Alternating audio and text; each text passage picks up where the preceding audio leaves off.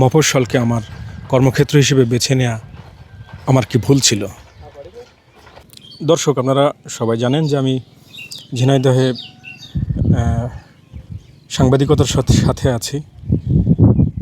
খুব বড় মাপের সাংবাদিক না, ছোটোখাটো একজন সংবাদকর্মী, কাজ করার চেষ্টা করি নিজের মতো। অনেকেই জানেন যারা আমার পরিচিত যে আমি একসময় ঢাকাতে ছিলাম, এবং তারা প্রশ্ন করেন যে ঢাকাতে আপনার তো একটা ভালো ক্যারিয়ারের একটা ভবিষ্যৎ ছিল, আপনি কেন ঝিনাইদহ ফিরলেন?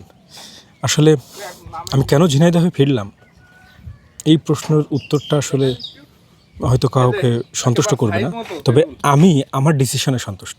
এবং আমি কেন ঢাকা থেকে ঝিনাইদহে ফিরেছি এবং এখানে এই মফস্বলে সাংবাদিকতা করছি সেটি একটু দেখাই।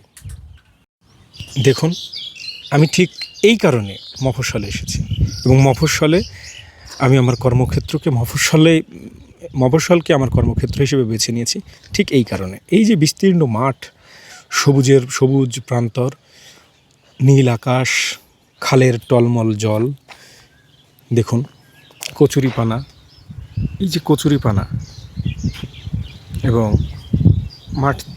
মাঠের মাঝখান দিয়ে যে বয়ে গেছে আঁকাবাঁকা কালো পিচ ঢালা পথ, তার পাশেই বটবৃক্ষর ছায়া। এবং এই যে দেখুন এখানে এই যে দোকানটা, এটা হয়তো সন্ধ্যার দিকে বা বিকালে কৃষকরা তাদের একান্ত সময় এখানে কিছুটা কাটান। আর আমি ঠিক এই কারণেই মূলত ঢাকা ছেড়ে আমি গ্রামকে বেছে নিয়েছি, মফস্বলকে বেছে নিয়েছি আমার কাজের জন্য। তো আল্লাহর রহমতে ভালো আছি, ঢাকাতে নাই, তারপরেও মফস্বলে থেকেই কাজ করার চেষ্টা করছি, ঢাকার সাথেই কানেক্টেড আছি। খুবই ভালো লাগা, এবং এটি আমার অত্যন্ত মানসিক প্রশান্তির একটি ব্যাপার যে আমি আমার মনের মতো করে কাজ করছি। পাশাপাশি কি বলবো, এই যে দেখুন এই সৌন্দর্য আপনি কোথায় পাবেন? গ্রামের রাস্তা, যেটি একসময় কর্দমাক্ত ছিল, কাদামাটি ধুলাবালির রাস্তা ছিল, সেটি এখন পিচ ঢালা পথ। দেখুন মহিষের গাড়ি আসছে, পাশ দিয়ে যাচ্ছে ভ্যান, বটবৃক্ষ, গাছের ডালে ডালে পাখালির কলকাকলি।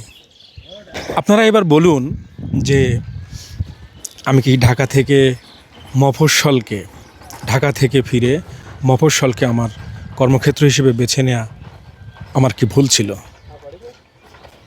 আপনাদের মতামত জানাবেন। সবাইকে ধন্যবাদ।